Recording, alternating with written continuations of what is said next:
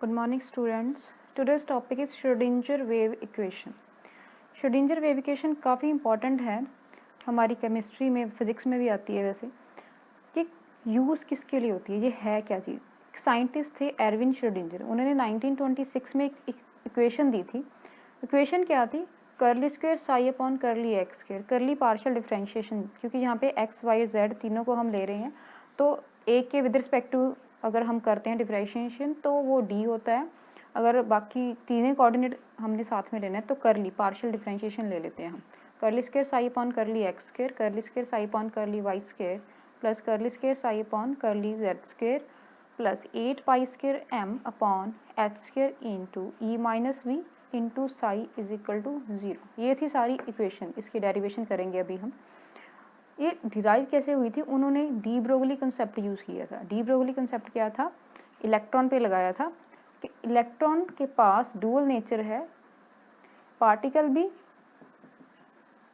Plus wave nature. Basically उन्होंने wave nature को ही pick किया था, पार्टिकल नेचर तो जैसे उसका मास वगैरह सारा। तो dual nature microscopic particle electron पे इन्होंने लगाई थी। डी ब्रोगली के अकॉर्डिंग क्या था कि इलेक्ट्रॉन जब मूव करता है वेव की फॉर्म में, जैसे ये न्यूक्लियस है हमारे पास, तो this is the path of the electron, लेकिन वो सीधा नहीं मूव करेगा in the form of small waves. ठीक है, तो वेव फॉर्म में मूव करता है। यही कंसेप्ट यूज किया था श्रोडिंजर ने, तो ये इक्वेशन उससे डिराइव की है। उन्होंने स्टेशनरी वेव ली थी, जैसे ये वेव है, अगर इलेक्ट्रॉन हमारा एक्स एक्सिस में मूव कर रहा है तो in the form of wave move करेगा, और स्टेशनरी एक जगह पे फिक्स होगी, एक साइड फिक्स है, दूसरी साइड ओपन है उसकी। तो इस इक्वेशन में एक्स वाई जेड तो कोऑर्डिनेट्स हो गए हमारे पास। एम क्या है? Mass of electron. H is Planck's constant. E is total energy and V is potential energy. तो साई क्या है हमारे पास? Psi is wave function. तो साई अगर देखें, साई क्या होता है? वेव का एम्पलीट्यूड। This is Sai. तभी कहते हैं कि साई की खुद की कोई सिग्निफिकेंस नहीं है, हम साई स्क्वायर की सिग्निफिकेंस लेते हैं। तो साई स्क्वायर क्या होता है? Probability of finding the electron in given position. और साई क्या है एक्चुअल में? This is the amplitude of the wave, जो वेव फॉर्म में मूव करता है। और दिस वन इज यहाँ से लेके यहाँ तक distance is, this is lambda, this is wavelength. ठीक है, तो अभी हम डिराइव करेंगे इस इक्वेशन को कैसे। जब श्रोडिंजर वेव इक्वेशन स्टार्ट हुई थी तो पहले साई की वैल्यू फाइंड आउट की थी श्रोडिंजर ने। साइंटिस्ट थे एरविन श्रोडिंजर, जिन्होंने साई की वैल्यू फाइंड आउट की थी। साई की वैल्यू थी क्या? Psi is equal to for electron when it is moving in x direction a sine 2 pi x upon lambda. This is the value of psi. ये fix था starting में जब उन्होंने लिया था। इसकी अभी डेरिवेशन कर रहे हैं हम। तो श्रोडिंजर ने साई की वैल्यू दी थी, जो fix value in the x direction was a sine 2 pi x upon lambda. X direction में सिर्फ एक्स ले रहे हैं। अगर सिमिलरली वाई डायरेक्शन में 2 पाई वाई अपॉन लैम्डा होता, जेड में 2 पाई जेड अपॉन लैम्डा होता। A is constant, 2 pi x upon lambda is angle, तो साइन के साथ सारा लगा हुआ है, sine 2 pi x upon lambda. इसे डिफरेंशिएट करना है, वो थी डबल डिफरेंशिएशन की फॉर्म में श्रोडिंजर वेव इक्वेशन, तो हमने 2 टाइम्स इस साई को डिफरेंशिएट करना है। तो एक बार एक्स की फॉर्म में, एक्स के विद रिस्पेक्ट टू अगर हम डिफरेंशिएट करते हैं तो ए इज कांस्टेंट, कांस्टेंट का तो डिफरेंशिएशन होता नहीं है, एज सच रह जाएगा। साइन थीटा का डिफरेंशिएशन कितना होता है हमारे पास? अगर साइन थीटा को डिफरेंशिएट करते हैं तो आ जाता है कॉस थीटा प्लस में into d by d x of theta. तो थीटा कितना है हमारे पास? 2 पाई एक्स अपॉन लैम्डा। तो अगर हम sine 2 pi x upon lambda को डिफरेंशिएट करें तो एक बार क्या आ जाएगा? Sine theta means, sorry cos theta means cos 2 pi x by lambda, ये as such into d by d x of angle theta. ये एंगल कितना है? 2 पाई एक्स अपॉन लैम्डा। ये चीज़ तो आ गई हमारे पास cos 2 pi x upon lambda as such. अगर इसको हम डिफरेंशिएट करते हैं 2 पाई एक्स अपॉन लैम्डा को, इसमें से 2 कांस्टेंट, पाई कांस्टेंट, लैम्डा कांस्टेंट, तो ये तीनों चीज़ बाहर आ जाएंगी, कांस्टेंट की डिफ्रेंशिएशन नहीं होती, बचता क्या है सिर्फ x। तो इसे हमने आगे करके लिख दिया 2 pi upon lambda into cos 2 pi x upon lambda into d by d x of x, D x by d x, ये क्या हो जाएगा 1। तो क्या आ गई हमारे पास 2 pi upon lambda into cos 2 pi x upon lambda. तो यही वैल्यू हमने यहाँ पे पुट कर दी। तो a साथ में कांस्टेंट ऑलरेडी था तो वो भी आएगा a into 2 pi by lambda into cos 2 pi x by lambda. ये सारी टर्म यहाँ पे आ गई। तो 2 टाइम्स डिफ्रेंशिएट करना है, सिमिलरली इसे डिफ्रेंशिएट करेंगे। तो ये सारी टर्म क्या है अभी कांस्टेंट, इसे एज सच लिख दिया।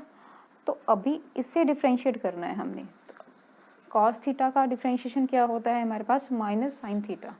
अगर डी बाई डी एक्स को लेते हैं कॉस थीटा तो ये होता है minus sine theta into d by d x of theta. Theta यहाँ पे कितना है हमारे पास कॉस का, d by d x of cos 2 pi x by lambda. तो एक तो क्या हो जाएगा कॉस का minus sine 2 pi x by lambda into d by d x of 2 pi x by lambda. तो इसमें क्या आ जाएगा ये सारी टर्म एज सच। तो इसमें से 2 पाई अपॉन लैम्डा कॉन्स्टेंट तो बाहर आ जाएगा। तो क्या बन जाएगा यहाँ पे लिख दूँ minus 2 pi upon lambda, minus तो इसका आ गया into sine 2 pi x upon lambda into d by d x of x. तो ये सारी टर्म 1 होगी तो क्या बचा minus 2 pi upon lambda into sine 2 pi x upon lambda. तो यही सारी टर्म हमने यहाँ पुट की है। ये देखो माइनस आगे लिख दिया, यहाँ पे ऐसा लिख दिया हमने minus 2 pi upon lambda into sine 2 pi x upon lambda. ये वाली सारी टर्म यहाँ पे पुट कर दी। तो इसे मल्टीप्लाई करते हैं तो क्या आ जाएगा minus 4 pi square into lambda square into a को मैं इसके ए साइन के साथ लिख लूँ into a sine 2 pi x by lambda, इसमें लिख दिया। तो ये सारी टर्म क्या थी मेरे पास साई, यही थी मेरे पास psi is equal to a sine 2 pi x by lambda, a sine 2 pi x by lambda. तो सिंप्लीफाई करने के लिए इसे साई ऐसा लिख दूँ तो d square psi upon d x square is equal to minus 4 pi square upon lambda square, 4 pi square upon lambda square into psi, this one is psi. Lambda की वैल्यू डी ब्रोगली इक्वेशन में क्या थी h upon m v, lambda is equal to h upon m v. तो वही value put कर दी हमने, lambda की value put करते हैं तो क्या बन गया minus 4 pi square m and v ऊपर चला जाएगा into m square v square upon h square into psi. ये था इसका with respect to x. Similarly d square psi upon d x d y square होगा, d square psi upon d z square होगा इसमें। हाँ जी, उसके बाद हमारे पास क्या आएगा, ये हमने ड्राइव किया d square psi upon d x square क्या आया minus 4 pi square m square v square upon h square into psi. ये हमारे पास इतनी वैल्यू आ गई। अभी हम किसी भी ऑब्जेक्ट की या किसी भी सिस्टम की अगर टोटल एनर्जी की बात करें उसमें दो टाइप की मेन जो होती है energy, kinetic energy and potential energy, यही दो होते हैं। टोटल एनर्जी को कैपिटल ई से रिप्रेजेंट करती हैं। काइनेटिक एनर्जी की वैल्यू हमें पता है हाफ एम वी स्क्वायर होती है और पोटेंशियल एनर्जी को कैपिटल वी से रिप्रेजेंट करती हैं। तो ई माइनस वी को इस साइड ले जाऊँ तो क्या हो जाएगा E minus V is equal to half m v square, और अगर वी स्क्वायर की वैल्यू फाइंड आउट करनी है तो क्या हो जाएगा 2 into E minus V divided by m. ये आ जाएगी मेरे पास वैल्यू किसकी वी स्क्वायर की, this is my v square. तो यहाँ पे भी तो वी स्क्वायर है, तो ये सारी वैल्यू हमने इसमें पुट कर दी। किसकी वैल्यू है ये वी स्क्वायर की। तो क्या हो जाएगा curly square psi upon curly x square is equal to minus 4 pi square m square upon h square into, यहाँ पे साई है, इंटू क्या आ जाएगा 2 E minus V upon m into psi, यहाँ पे भी साई। तो एक m के साथ एक m कैंसिल हो गया तो क्या बचा मेरे पास minus 8 pi square m upon h square into E minus we into psi. This is the value of d square psi upon d x square. इस सारी वैल्यू को इस साइड ले जाऊँ तो क्या हो जाएगा d square psi upon d x square plus 8 pi square m upon h square into E minus we into psi is equal to 0। तो ये थी हमारे पास Schrodinger wave equation in one dimension x dimension में। Similarly हमारे पास y direction में आएगी d square psi upon d y square into 8 pi square m upon h square into E minus we into psi is equal to 0। तो यहाँ पे हमने एक वेरिएबल लिया है x, ठीक है। अगर y डायरेक्शन में बात करें तो y होगा उसमें, अगर z में करें तो z होगा। अगर तीनों को साथ में लेना है तो उसमें एक से ज़्यादा वेरिएबल हो जाता है। अगर एक से ज़्यादा वेरिएबल हो तो यहाँ पे d की जगह पे हम कर्ली यूज़ करते हैं। अगर 3 डायमेंशन में इसे लिखनी है, ये थी फॉर 1 डायमेंशन। अगर 3 डायमेंशन एक्स वाई जेड में है, ओवरऑल श्रोडिंगर वेव इक्वेशन क्या हो जाएगी, curly square psi upon curly x square plus curly square psi upon curly y square curly square psi upon curly z square plus 8 pi square m upon h square into E minus we into psi is equal to 0। तो ये है actual equation, Schrodinger wave equation in 3 dimension. This is for electron. तो अभी significance क्या है, इतनी सारी derivation हमने क्यों की है? क्यों की है कि इलेक्ट्रॉन जब एक पर्टिकुलर ऑर्बिट में होता है, सपोज करो ऑर्बिटल मेरे पास 1s है, 2s है, 2p है, हम कहते हैं कि 1s की एनर्जी कम है 2s से, उसकी 2p से, ठीक है। तो ये कैलकुलेट कैसे की, ये श्रोडिंगर ने की थी कि साई जब होता है 1s के लिए उसकी पर्टिकुलर वैल्यू होती है, उस साई को हम वैल्यू पुट करते हैं इस इक्वेशन में, तो इस टोटल एनर्जी की वैल्यू फाइंड आउट करते हैं उसमें से। तो वो energy that is the energy of 1s orbital. Similarly 2s orbital के लिए साई की वैल्यू अलग होती है, वो आएंगी भी अभी और उसकी वैल्यू आपको याद करनी होगी। तो वो अलग होती है, उसके लिए वैल्यू पुट करते हैं तो एनर्जी की वैल्यू अलग आती है, वो 2s से 1s से हायर आती है 2s की। सिमिलरली 2px की अलग होता है साई, 2py का साई अलग होता है, 2pz का भी अलग होता है। उसकी वैल्यू पुट करके एनर्जी जो कैलकुलेट करते हैं वो 2px, 2py, 2pz तीनों की इक्वल आती है, लेकिन 1s एंड 2s से हायर आती है। तो इसलिए हम कहते हैं कि वो डीजेनरेट हैं, 2px, 2py, 2pz डीजेनरेट है। डीजेनरेट मीन्स उनकी एनर्जी इक्वल है, बराबर है, लेकिन साई तीनों का डिफरेंट होता है, उसकी डायरेक्शन डिफरेंट होती है। और ये थी सिग्निफिकेंस हमारे पास श्रोडिंगर वेव इक्वेशन की।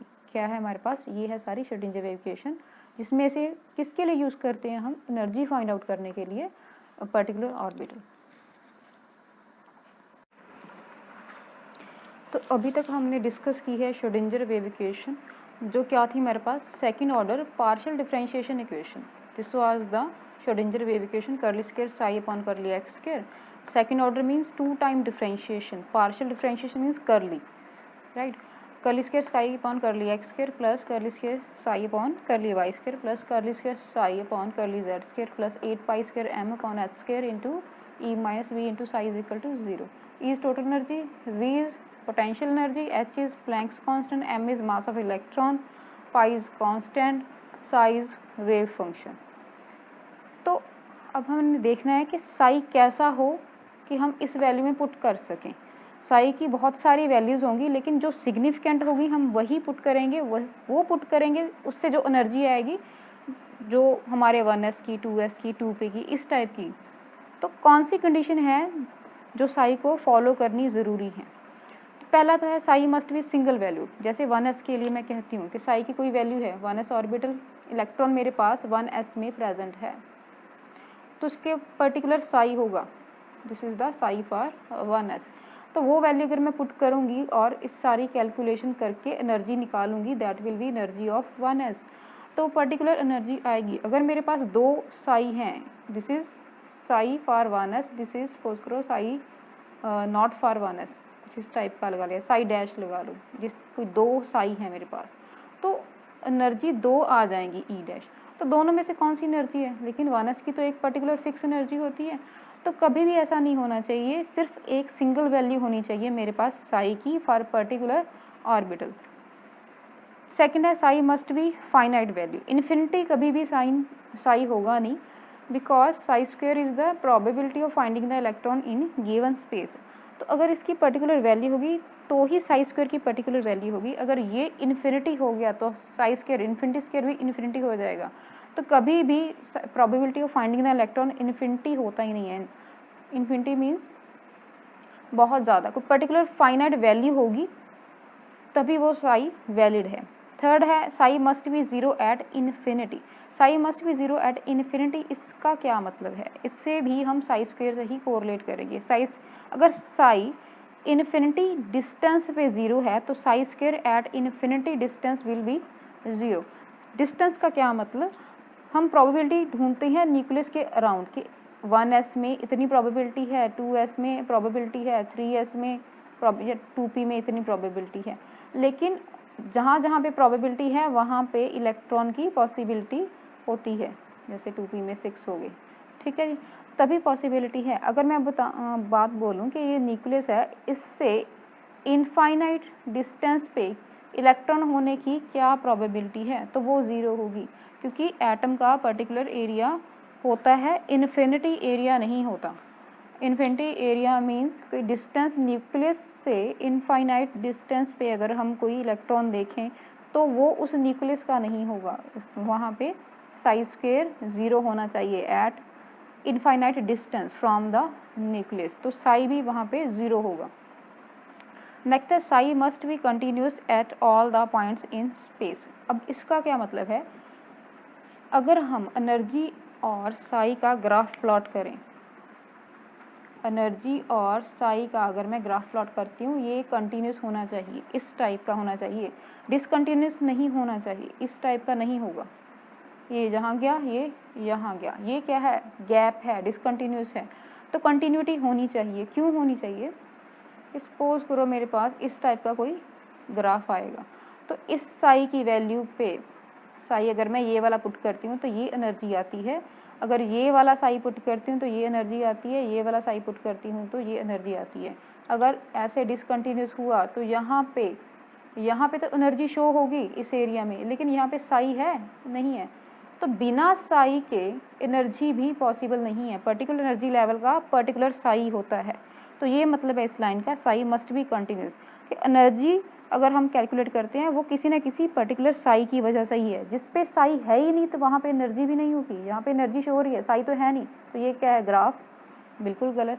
तो इस टाइप के हमारे ग्राफ होने चाहिए जो प्रूव करते हैं कि Sai must be continuous at all the points in space. Last है साई मस्ट बी नॉर्मलाइज्ड। अब इस पे हम एक अलग से प्रॉपर वीडियो बनाएंगे जिस पे नॉर्मलाइज्ड ऑर्थोगोनल होगा। बेसिक यहाँ पे बता देती हूँ कि है क्या। नॉर्मलाइज का क्या मतलब है? Psi into psi star complex conjugate should be equal to 1, और साई स्क्वायर अगर इंटेग्रेट करके आते हैं तो उसकी वैल्यू आती है 1। तो प्रोबेबिलिटी जो उस एरिया में फाइंड आउट करने की होती है इलेक्ट्रॉन, वो मैक्सिमम हो, ये नॉर्मलाइज बताता है कि उस एरिया में मैक्सिमम होती है। अगर साई मेरे पास कोई पर्टिकुलर वैल्यू है फॉर 1s, तो उस साई को मैं स्क्वेयर कर दूं 1s के लिए और इंटेग्रेट कर दूं फॉर होल एरिया, जो लिमिट्स दी होंगी 0 टू समथिंग जो भी होगा, तो वैल्यू अल्टीमेटली एंड में 1 आएगी। मीन्स 1s ऑर्बिटल का जो साई है उसमें प्रोबेबिलिटी, क्योंकि इलेक्ट्रॉन की प्रोबेबिलिटी ऑर्बिटल में होती है मैक्सिमम, जो भी ऑर्बिटल के लिए मेरे पास, जैसे एक्सप्लेन करती हूँ कि ये न्यूक्लियस है, ये 1s है, ये 2s है, तो 1s के लिए पर्टिकुलर साई है, 2s के लिए पर्टिकुलर साई है, तो इलेक्ट्रॉन किस में होंगे? 1s में होंगे जहाँ 2s में होंगे। तो यहाँ पे मैक्सिमम प्रोबेबिलिटी है, probability of finding the electron in 1s maximum, probability finding the electron in 2s orbital is maximum. Electron किस में होते हैं? ऑर्बिटल में होते हैं। Finding the probability of finding the electron in orbitals is maximum. अगर मैं बात करूँ कि 1s और 2s के इन बिटवीन जो स्पेस है उसमें इलेक्ट्रॉन होंगे नहीं, उसमें प्रोबेबिलिटी 0 होगी, तो वहाँ पे साई स्क्वायर मेरे पास 0 आएगा। यहाँ पे साई स्क्वायर क्या आता है मेरे पास? 1। यहाँ पे साई स्क्वायर क्या आता है मेरे पास? 1। ये प्रोबेबिलिटी को बताता है कि इलेक्ट्रॉन की मैक्सिमम कहाँ है, मिनिमम कहाँ है। तो इसका ये मतलब होता है नॉर्मलाइज्ड का, मीन्स प्रोबेबिलिटी वहाँ पे मैक्सिमम होती है। अगर जो एक्यूरेट होते हैं साई हमारे पास, तो वो क्या है? ये 5 कंडीशन को फॉलो करेंगे, जिससे ये 5 कंडीशन को फॉलो करते हैं जो साई, उन्हें हम कहते हैं आइगन फंक्शन। आइगन फंक्शन, ठीक है जी। वेव फंक्शन जो ये पांचों कंडीशन को फॉलो करते हैं, जो सिग्निफिकेंट होते हैं, वो कहलाते हैं आइगन फंक्शन। और वो साई की वैल्यू को पुट करके जो एनर्जी की वैल्यू आती है, उस वैल्यू को बोलते हैं हम आइगन वैल्यू। तो सिग्निफिकेंट हमारा वेव फंक्शन है दैट इज आइगन फंक्शन, और जो सिग्निफिकेंट उस वेव फंक्शन को पुट करके वैल्यू आती है एनर्जी की that is eigen value. These were the two basic term जो ज़्यादातर क्वेश्चन शॉर्ट क्वेश्चन में आ जाता है। तो दीज वर द 5 कंडीशन जो साई को फॉलो करनी ही करनी होती हैं।